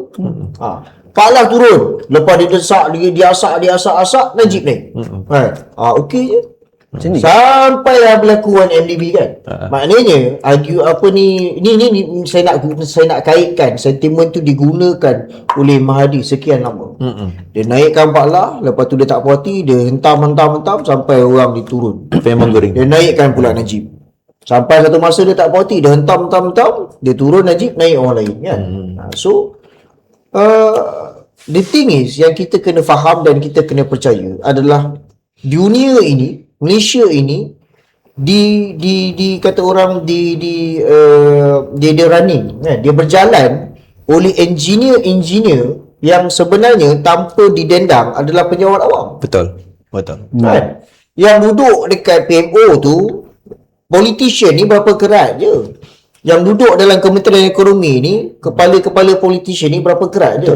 Tapi sebahagian besarnya itu adalah penjawat awam yang loyalty mereka ini kepada negara. Betul. Dan mereka dah ada di situ puluhan tahun dah. Ya.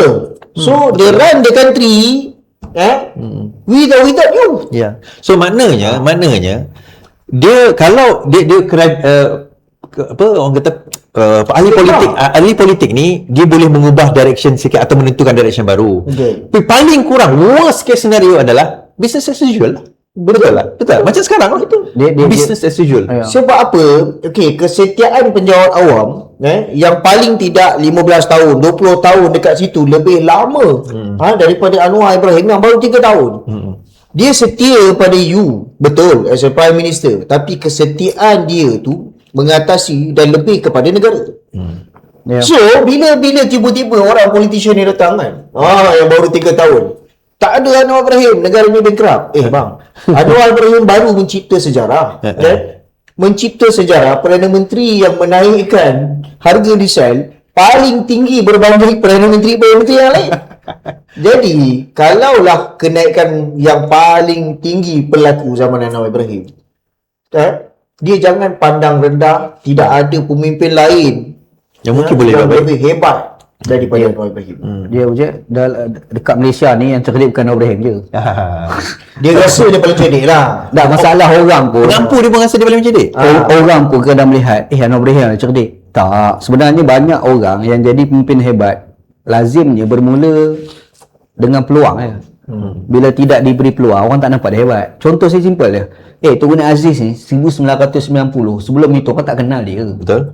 Allahyarham Tun Guni Abdul Aziz tu 1990 orang panggil dia Ustaz ni Aziz, Ustaz kampung ya. Orang tak pernah nampak dia tu tokoh hebat. Hari ni dia dah meninggal 11 tahun, orang nak sebut lagi nama dia lah. Betul. Orang duk cerita kepemimpinan dia. Betul. Maksudnya dia tu dianggap tidak hebat sebab tidak pernah diberi peluang ya. Nizar Jamaluddin, ingat dulu masa Perak dulu. Orang tak pernah kenal Nizar ni masa PAS tu kan. Tak pernah kenal Nizar. Tiba-tiba dia jadi menteri besar, terkejut Malaysia. Masa tu populariti Nizar lebih tinggi daripada Anwar Ibrahim. Orang datang dengan ceramah ni bukan nak dengar Nizar bercakap, orang nak tengok muka Nizar pada masa tu. Siapa Nizar? Nizar masa tu. Maksudnya orang ni kira hebat, kau tak bagi ruang. Sebenarnya kita fikir dalam fikiran ni tak sedikit tu orang pandai. Tapi kan dalam kita berkata hebat Dan lazimnya orang pandai ni dia takkan jilat.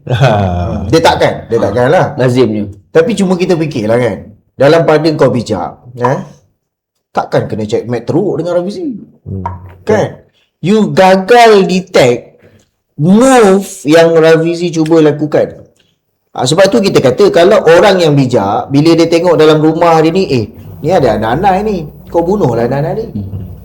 You rasa Rafizi ni anak-anak, bunuhlah anak-anak ni kan. Dia biar, pam, lahir Syed bersama ni kan. Tanpa dia sedar. Pusing balik.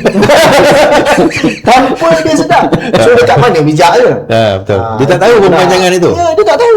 Sebab tu kita letak satu tanggapan. Ingat, dia sebenarnya logik propaganda yang sama dimainkan masa isu Azam Bakir itu. Kan, macam tak ada orang lain yang boleh lawan rasuah, macam Azam Bakir seorang kan. Ya. Awak bodoh sangat kau orang dalam SPRM tu. Ya, betul. Kan? Banggang sangat kau orang lain dalam SPRM. Dia itu isu. Dan akhirnya dia tak bawa apa orang SPRM, dia bawa ke bekas hakim. Yang dulu jatuhkan hukuman dia sekarang. Dia pusing di depan aku tak guna kan. Maksudnya cara kita bentuk berfikir tu dah tak betul. Ini tak lagi sekadar propaganda. Naratif. Sebab tu dia lebih kita lihat sekarang ni ceplas-ceplas memainkan naratif untuk rakyat Malaysia fikir.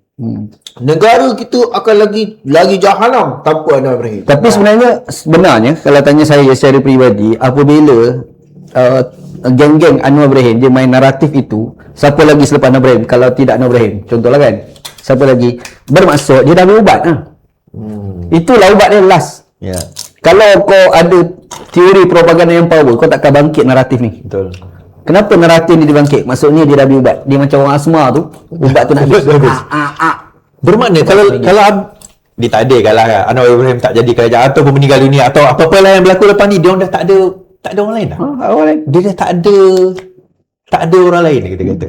Dia Anwar Ibrahim dia umur kat 80 lah. Ya, 79 dah. 9 dah. Okey, dan kita pergi kepada bersama ni. Ini daripada pandangan orang luar dan pandangan orang dalam bersama walaupun parti baru. Pada pandangan orang luar lah. Orang luar dulu. Orang Kelantan tu, orang luar ni. Orang luar ni bukan orang Kelantan. Dengan orang luar Kelantan ni. Kalau orang bukan orang Kelantan, panggil orang luar. Orang luar ni orang luar daripada bersatu bersama lah. Satu pula. Pada pandangan Ustaz lah, secara ini jujur lah kan. Ustaz nampak bersama ni adakah dia, okey, saya mulakan begini. Rafizi mengatakan dia bukan third force. Okey. Bersama ni bukan third force. Third force ni adalah pilihan ketiga.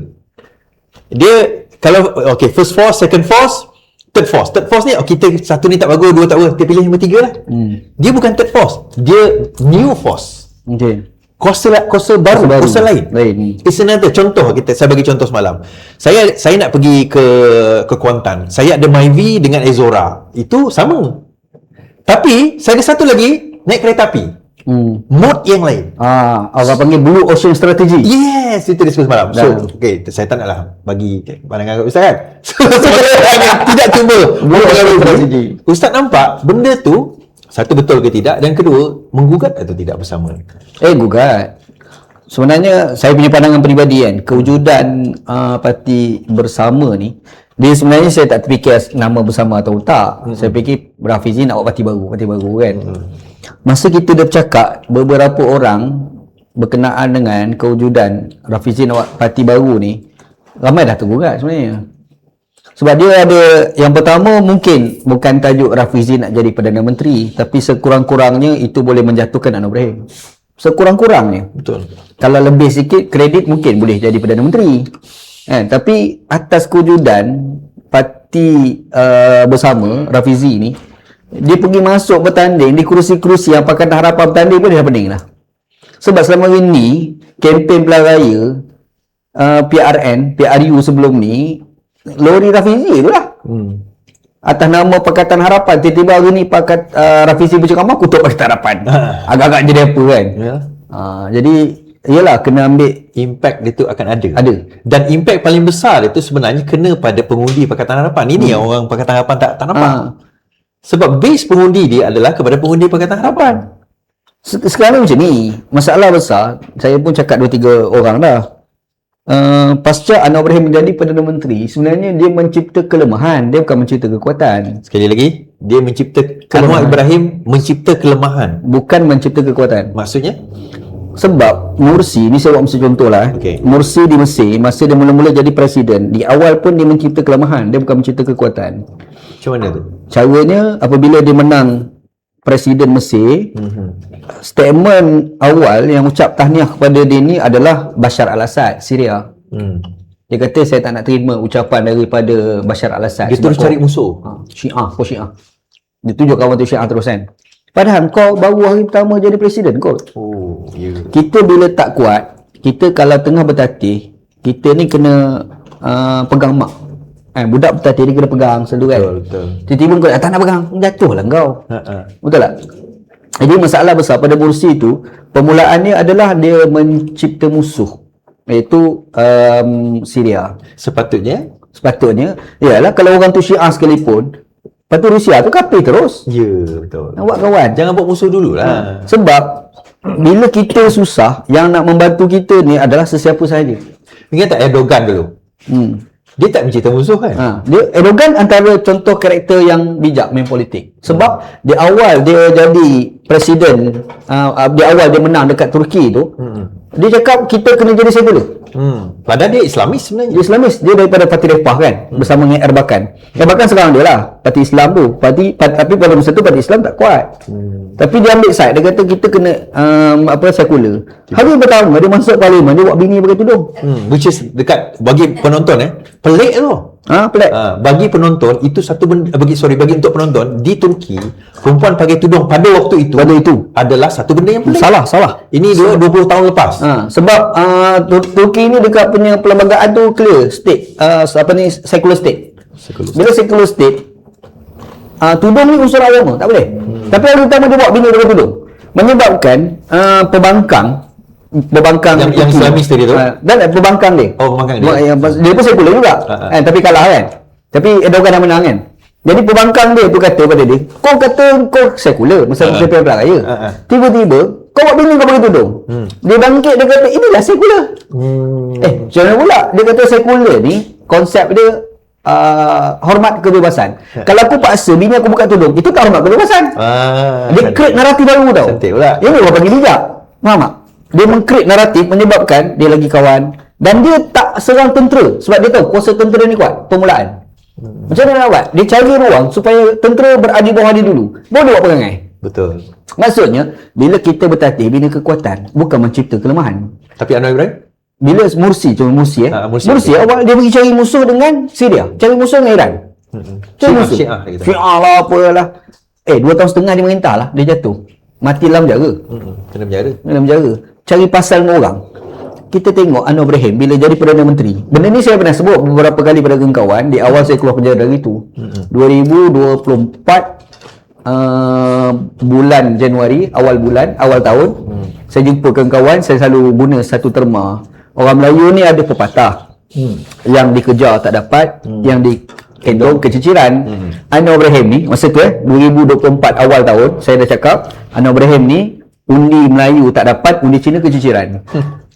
Sebab polisi cara dia buat, dia cuba nak tarik undi Melayu yang dia tak dapat dalam PRU. Dia tak dapat undi Melayu kan. Dia cuba nak usaha tarik orang Melayu tu, hari-hari pakai baju Melayu, hari-hari pakai songkok, pergi masjid ni pergi masuk masjid pergi. Tapi Melayu tak bagi undi dia. Kan? Dalilnya tengok PRN selepas pada tu, PRK selepas pada tu, PRN lepas pada tu lah. Sungai Bakap apa semua melingkup. Tempat Melayu memang dia tak dapat. Okey. Dia pun cari undi Melayu, dia terlupa undi dasar dia adalah Cina.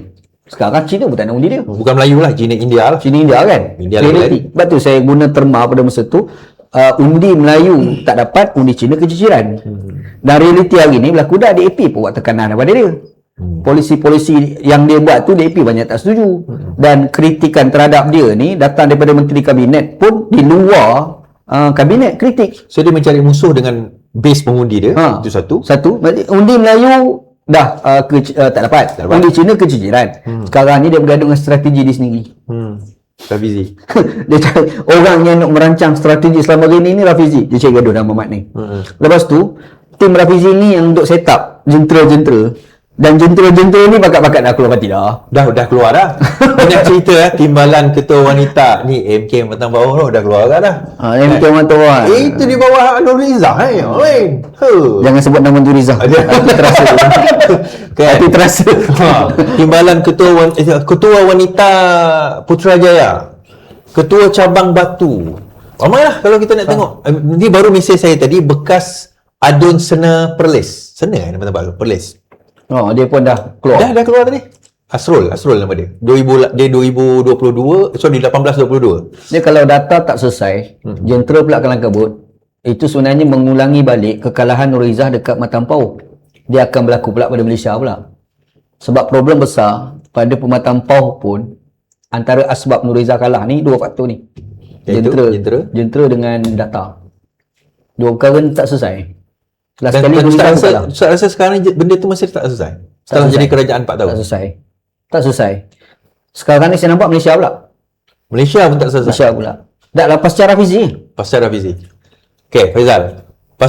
Pasca keluar daripada PKR dan masuk dalam bersama ini. Saya ni jujur cakap Faizal, masa Rafizi kalah pemilihan tu, saya rasa benda tu boleh diatasi. Siapa cakap kalah? Cuba betulkan. Dikhianati sah. Okey lah. Macam ni lah ayat dia. Semasa Nur Izzah menang. Pandai. Nak sebut Izzah juga. Dia tak bagi kita sebut. Tak apa. Dia sebut tak apa. Rindu tu masih ada. Kembali ke Ustaz. Hati terasa. Semasa Nur Izzah menang, Okey, masa Nur Izzah menang. Rafizi kalah. Okey, betul. Okey lah, saya nak guna ayat selamat. Rafizi tidak menang. Ayat sopan kan. Sopan. Masa tu saya fikir boleh atasi masalah data, boleh atasi masalah jentera. Saya percaya boleh buat. Dengan cara? Caranya kita kena Blockchain. blockchain kena pakai ramanan lah pula. Ramanan dia bukan pure PKR, dia tu MIC. Kau boleh jumpa lah Hindu-Hindu tu. Waktu yang Melayu ni siapa nak layan kau kan. Okey, kita apa. Okey. Saya percaya boleh buat. Kan? Saya ada strategi yang kita boleh buat. Saya punya pandangan lah. Dan saya rasa saya boleh buat. Macam mana nak buat tu, aku tak boleh cerita kat sini lah. Apa? Rugi. Kita kami je nanti. Kita tengok ke mana 2 minggu selepas ni. Kami ni very convincing. Formidable. Convincing. Apa lagi? Yang tu pakai jual. Saya rasa boleh buat. Tapi benda tu tak buat. Dah disampaikan kepada Izzah lah. Dah. Dan dia dah tahu dah. Dah tak buat. Tak buat. Ustaz. Esok dia dengar ni, dia buat lah. Tak tahu kalau dia punya pasal lah. Dia buat. Dia tak tahu ke? Dia tak tahu, Allah alam lah. Okay. Tapi kalau dah sampai tahap ini, Rafizi dah tubuh parti, yang tu tak sempat lah. Dah terlambat lah. Lambat. Setahun dah claim kita dah tertinggal lah. Tertinggal. Sebenarnya dalam jangka setahun tu, kalau kita betul-betul buat kerja, boleh selesai. Sebab masa tu saya dah rasa dah, data ada masalah. Jentera ada masalah. Kalau sekiranya keputusan pemilihan parti ni begini, tapi saya dah fikir, boleh tak atasi masalah ni? Saya nampak jalan. Tapi tak buat. Masa meraihkan Izzah sebagai timbalan presiden. Kan? Sebut kuat sikit. Perasan tak masa tu? Perasan tak masa tu? Fenomena badan tanpa kepala. Perasan tak? Perasan juga Perasan lah. dah. So apa respon Izzah masa tu? Biarlah. Dia nak jadi timbalan presiden. Aku seronok je lah. Tapi Izzah sendiri tak rasa benda tu menggugat dia? I mean, pengalaman Ustaz dengan dia lah. Rasanya dia rasa benda tu boleh diatasi. Macam yang sebelum-sebelum ni. Dia rasa benda tu Benda tu boleh buat. Benda kecil dia buat. Dia dah setahun sekarang ni, dah terlambat lah. Rasa bila sampai Rafizi pacak parti, tak sempat lah. Izzah tak datang convention Pakatan Harapan. Of course Izzah tak ada dengan kita lah dekat BJPAC tu kan. Tapi dia datang convention Pakatan Harapan, menimbulkan satu persoalan besar tau. Ini wayang lah. Wayang ke? Dia bukan kali pertama dia tak ada satu majlis dengan Anwar ni. Ini wayang. Tapi ni wayang untuk orang sebut-sebut. Okay. Tapi kenapa? I mean, do you think wayang ataupun memang dia queen drama queen. Drama queen. So kalau dia tak boleh curi perhatian antara dua-duanya ada. Marah ni. Saya syak ni. Saya syaknya. Saya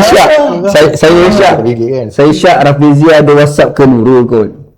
Rafizi mana ada WhatsApp? SMS ke telefon ke. Kalau tak apa mungkin Nurul WhatsApp ke Rafizi. Dia kata apa? Contoh lah. Ini contoh saja. Anggapan kita apa? Dia kata apa? Paling tidak boleh kata sebenarnya aku dengan kau. Mungkin lah. Mungkin betul kan? Betul. Mungkin.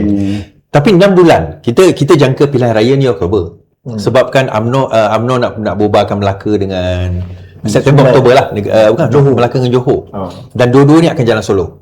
Dah memang confirm akan jalan solo. Dan Maksudnya kalau jalan solo masa sekarang lah. dia kalau jalan solo tak Dia macam ni, tengah hari tu dia memang berdegar-degar. petang tu lain.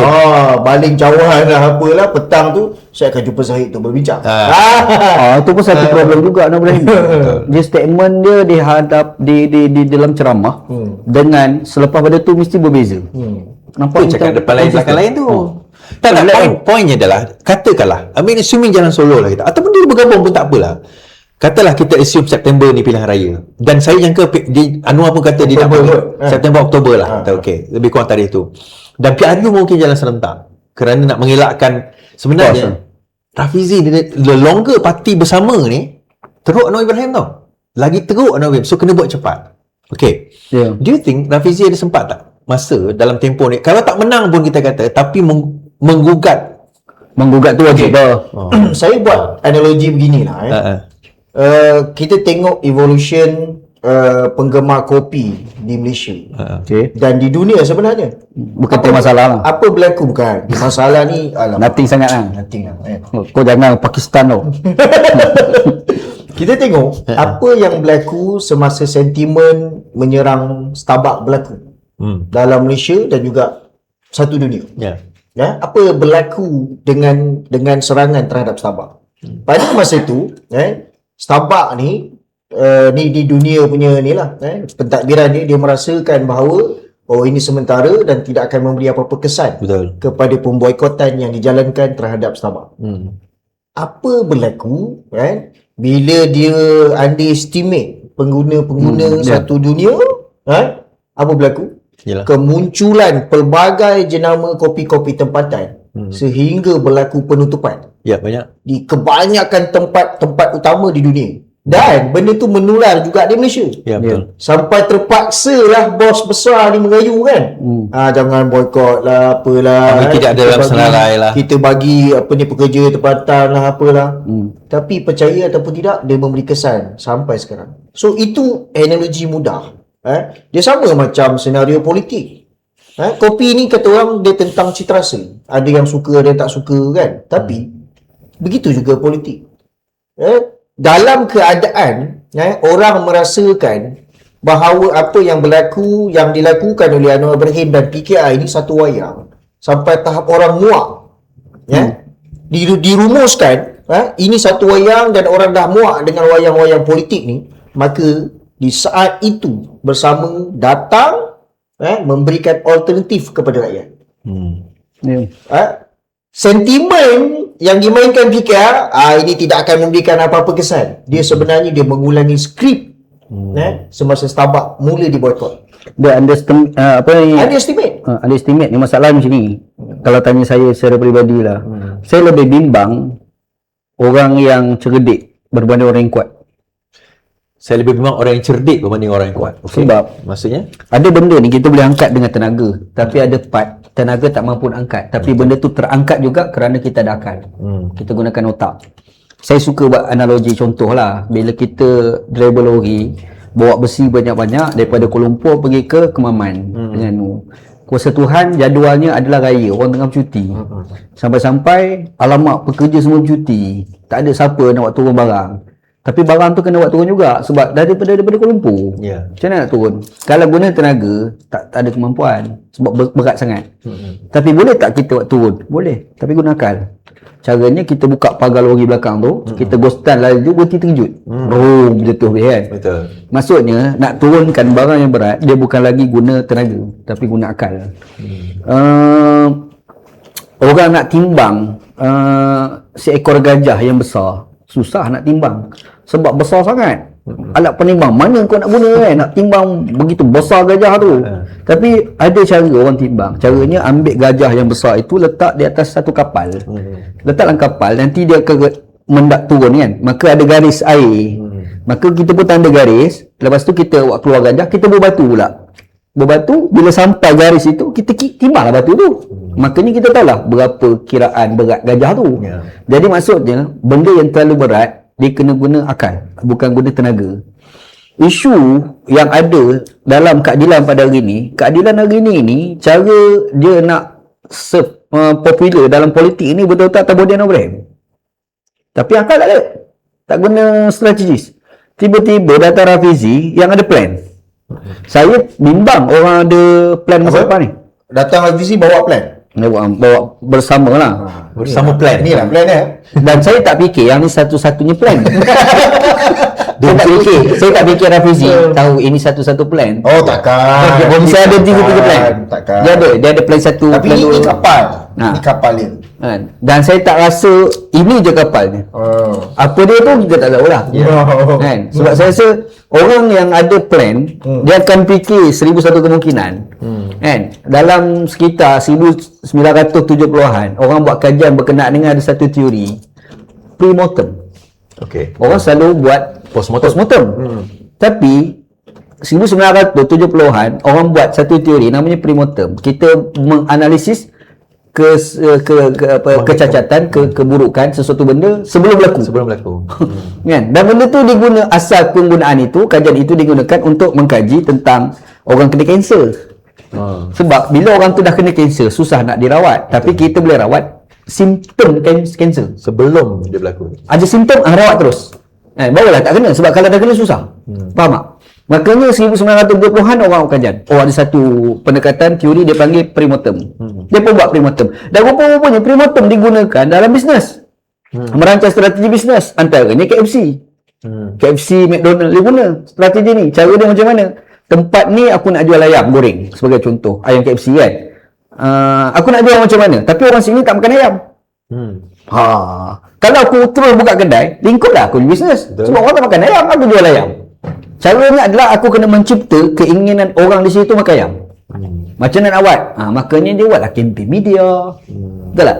Lepas tu dia pergi berpakat dengan syarikat-syarikat tertentu. Contoh macam syarikat pen. Syarikat pen kan.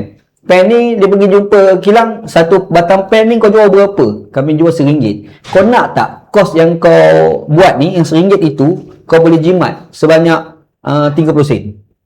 Kau guna 70 sen ni, 30 sen aku bayar. Dia kata boleh. Macam mana nak buat? Bubuh lambang KFC aku kat pen kau. Dia kata tu je. Sampai satu ketika dia buat dia buat analisis kan. Dia tengok up to date lah, apa panggil? Laporan satu. Nampak makin okey. Bila dah orang pakat suka makan ayam, boleh dia buka kedai. Ini apa panggil plan strategi. Saya percaya Rafizi buat dah. Betul. Saya percaya Rafizi buat dah. Sebab tu saya tengok kenapa dia kena pacak bersama ni awal. Tak ikut jangkaan saya, lambat ni. Saya jangka bukan 3 bulan lagi. Tapi kenapa sekarang? Saya syak dia, maksudnya dia dah ada dapatan dia sendiri. Betul. Saya percaya yang tu. Sebab tu saya cakap, saya lebih takut orang yang ada kebijaksanaan daripada orang ada kekuatan. Sekarang kekuatan yang ada pada PKR ni adalah bodoh dan orang je. Cuba cari kekuatan lain. Letak logo kat sini Dia terasa tu dah. Apa kekuatan untuk nak tarik pengaruh pengundi kepada PKR untuk PRU akan datang? Saya rasa atau bodoh dan orang. Sebab tu kita dah tengok Facebook, mana boleh. Strategi tu betul ke Ustaz? Asyik nak jual muka Anwar Ibrahim je. Dah, masalahannya kalau strategi adalah satu, kalau yang tu hilang, apa yang tahu? Maksudnya dia tak ada multiple strategi. Kita ni kena ada 1, 2, 3, 4. Satu hilang, ada lagi backup. Faham tak? Tapi itu memanglah dia punya style daripada dulu kan. Sebab tu saya kata populis. Isu tandas pun dia sebut. Itu memang style dia. Cerita tandas pun Polisi pun kalang kabut. Ya. Contoh saya buat, polisi cuci jamban untuk budak sekolah.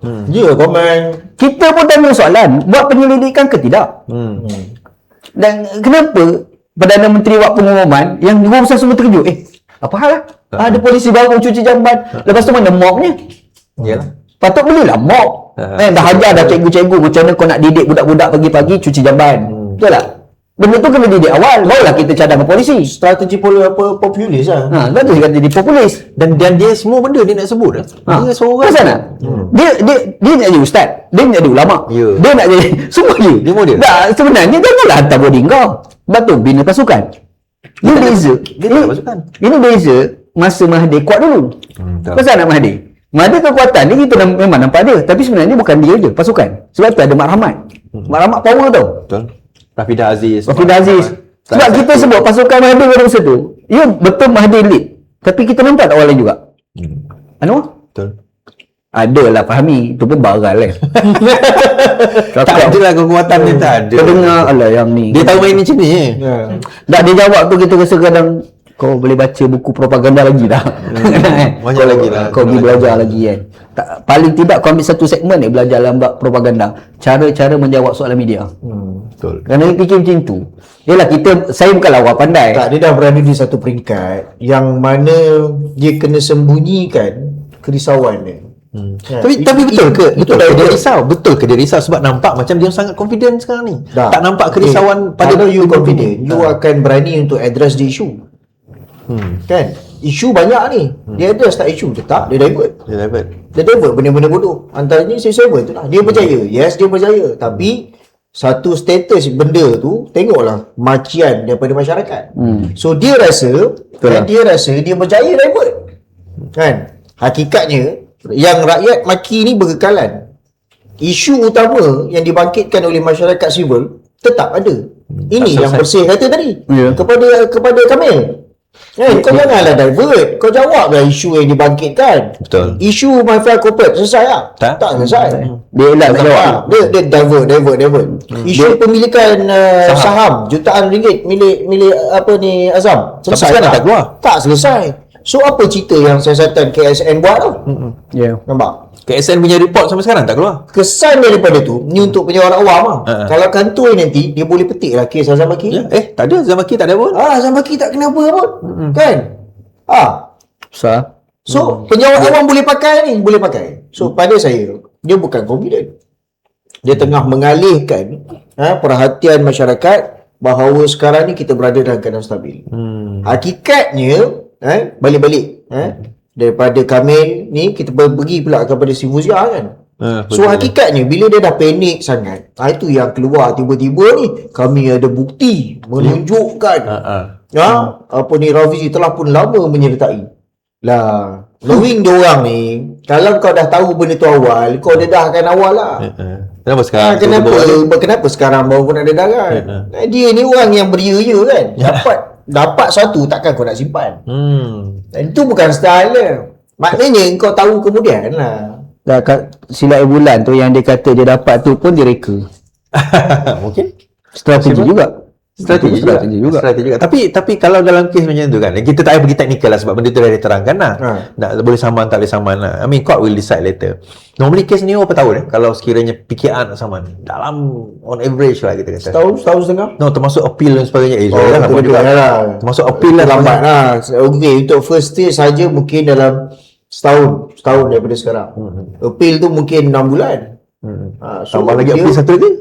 Dia pergi pun dalam 3 tahun dalam tangan lah.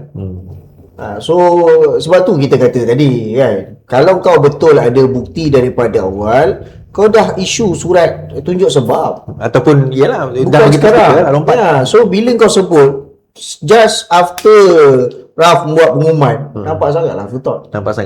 Dia nak menunjukkan you boleh keluar, dia terkejut nak counter, jangan bawa kerusi kami, jangan bawa keluar kerusi kami. Itu je kan. Ya, tapi adakah strategi mengatakan khianat kemudian boleh selama 10 juta itu menggugat kredibiliti Rafizi dalam isu bersama ini ataupun parti bersama ini? Adakah benda itu memberi impact? Yang main isu khianat tak khianat ni, jawapan ataupun rumusan tepat adalah daripada YB Rozia.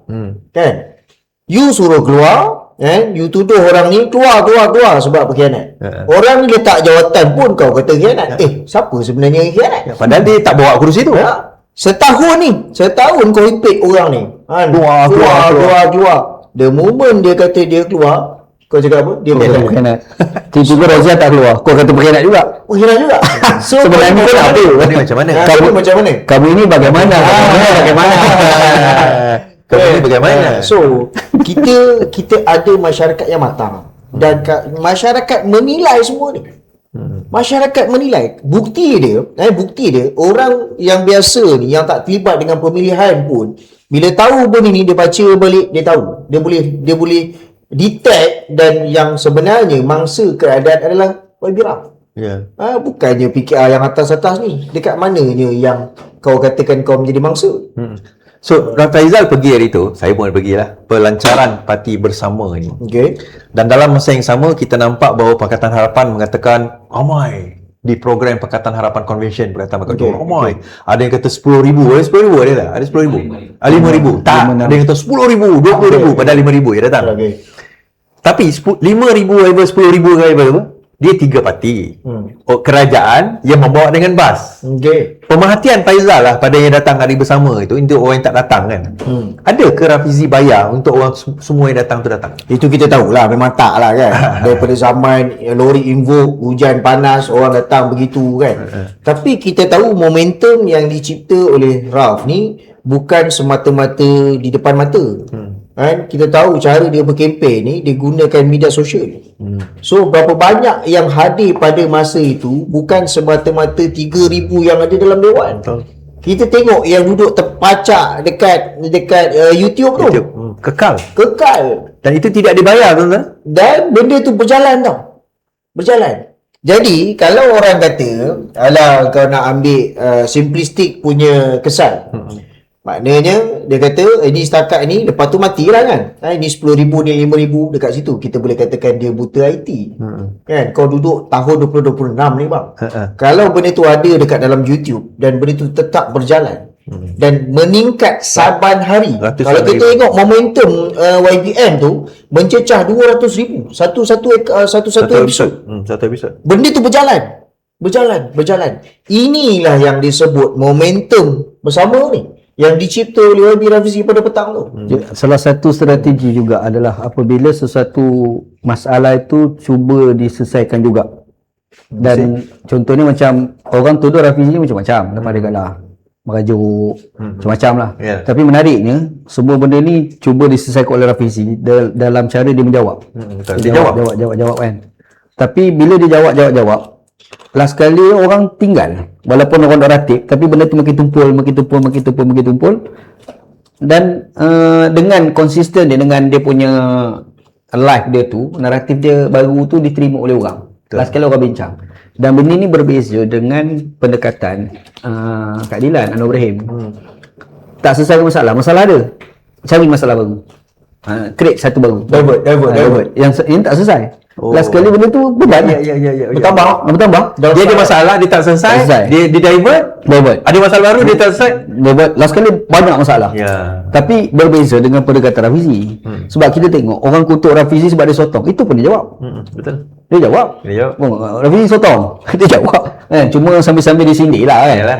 Maksudnya dia cuba selesai masalah yang ada supaya kalau ada masalah, supaya bila timbul isu yang kedua, ada masalah, selesai pula. Tak terbugal lagi dengan banyak masalah. Betul. Inilah perbezaan pendekatan yang Rafizi buat dengan tim PKR buat pada hari ni. Itu perbezaan dia. Itulah rumusan daripada mantan-mantan mengurusi bersatu bersih. Dia cakap kat Kamil, jangan divert. Jangan divert isu, jawab isu ni. Because isu dia adalah kau menuduh. Itu satu tuduhan bahawa Mandiri menerima jutaan ringgit. Bila Mandiri kata kami akan saman, dia kata kami tidak kami dulu pelagi teruk kena, kami tidak menghalangi. Saya nampak ni sebiji macam Kes Sanusi. Sebiji. Betul. Sebiji macam Kes Sanusi. Dia kesannya adalah Kamil ni kena ingat dia pun nak bertanding pilihan raya. Wajib dah kan? Takkan tak nak kot. Of course lah. Wajib dah kan? Okey, dia nak bertanding. Bila timbul dia buat statement bodoh ni, geng ini saman, benda ni berpanjangan. Silap bulan bila dia tanding pilihan raya, geng Mandiri pergi lawan dekat situ. Sama lah macam Sanusi dengan Saifuddin. Kan orang elok-elok kau tak ada modal, tak ada point, sekarang ni dia ada point. Dia ada point. Cuma dia jadi pelik. Senior kau dah kena dah macam tu, kenapa kau ulang balik?